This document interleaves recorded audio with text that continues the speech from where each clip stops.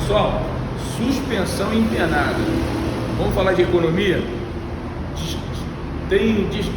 Gasta o pneu irregular, consome mais combustível e a estabilidade que é fundamental, né? O perigo de ter um carro com instabilidade, carro instável, ele pode sair de traseira, é perigoso. Então a gente fala da economia à segurança. Precisa fazer o alinhamento técnico da suspensão traseira e o alinhamento de direção com o seu alinhador de confiança. Alinhamento técnico, Max Monobloco.